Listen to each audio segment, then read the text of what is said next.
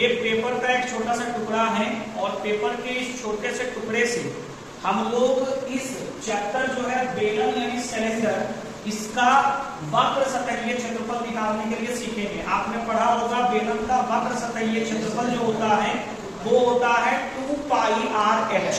तो ये 2 पाई R H कैसे होता है, इसको हम इस छोटे से पेपर के द्वारा एक एक्टिविटी करेंगे और इसके माध्यम से हम इसका वक्र सतहीय क्षेत्रफल ज्ञात करेंगे। ठीक है, तो देखिए यहाँ पे एक पेपर मैंने लिया है, एक पेपर का छोटा सा आयताकार टुकड़ा है और इस आयताकार टुकड़े की जो ऊंचाई है यहाँ पे आप देख सकते हैं, इस आयताकार टुकड़े की ऊंचाई h है। देख रहे हैं आप सभी, कितना है? yes. और इसकी लंबाई कितनी है? l। तो इस तरह का एक टुकड़ा मैंने लिया है अपने हाथ में, इसकी ऊंचाई h है ये वाला और इसकी लंबाई l है। कहीं कोई दिक्कत? तो इस एक्टिविटी के माध्यम से, इस प्रयोग के माध्यम से हम ये देखेंगे कि जो बेलन है उसका वक्र सतहीय क्षेत्रफल यानी कि कर्व्ड सरफेस एरिया किस प्रकार से 2 पाई आर एच होता है। ठीक है, तो अभी क्या कीजिए, ये जो आयताकार टुकड़ा हमको दिख रहा है इसको हम एक बेलन के शेप में मोड़ देते हैं। ये देखिए, ये जो आयताकार टुकड़ा था उसको हमने एक बेलन बना दिया। इस तरीके से आप देख सकते हैं क्या बन चुका है हमारा आयताकार बेलन। अब देखिए, जब ये आयताकार टुकड़ा इस तरह से था तब इसकी ऊंचाई क्या थी? अभी जब हमने इसको बेलन के रूप में जो है इस तरीके से मोड़ा है तब भी जो है इसकी ऊंचाई कितनी है? तो बताइए इसकी ऊंचाई में कोई परिवर्तन हुआ है? जब ये आयताकार पट्टी एक बेलन में बदला तो क्या इसकी ऊंचाई में कोई परिवर्तन हुआ? इसकी ऊंचाई में कोई भी परिवर्तन नहीं हुआ। तो यानी इस टुकड़े को जब हमने ऐसा बनाया तो इसकी ऊंचाई में किसी प्रकार का परिवर्तन नहीं हुआ। पहले भी जैसे था या अभी भी वैसे, कोई दिक्कत नहीं। तो बदला क्या? तो बदला देखिए, जो इसकी लंबाई है, जो इसकी पूरी लंबाई L आप देख रहे हैं, वो L अब एक वृत्त की परिधि बन चुका है। ये देखिए, जब ये बेलन में बदला तो ये जो हमारा L पूरी लंबाई में था वो L अब ऐसे घूम गया है, यानी कि इस पूरे घुमाव की दूरी हमारा कितना है? L। इस पूरे घुमाव की दूरी हमारा कितना है?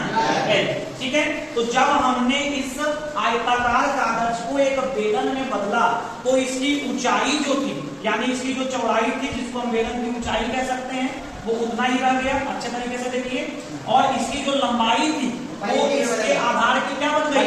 परिधि बन गई। कहीं कोई दिक्कत? तो चलिए, जो हमारा इस सीट का, जो हमारा इस कागज के टुकड़े का क्षेत्रफल होगा वही क्षेत्रफल तो देखिए ये बेलन का होगा, हाँ या ना?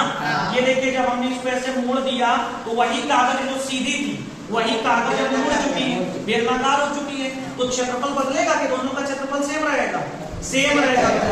ठीक है, दोनों का क्षेत्रफल बदलेगा नहीं, बस कागज जिसको हम ऐसे होल्ड किए हुए थे, ऐसे पकड़े हुए थे, उसको अब हमने क्या किया है? बेलन बना दिया। तो यहाँ पे किसी भी प्रकार का क्षेत्रफल में बदलाव नहीं हुआ है, इसकी ऊंचाई भी उतनी ही है, केवल इसकी जो लंबाई है वो यहाँ पे क्या हो गया?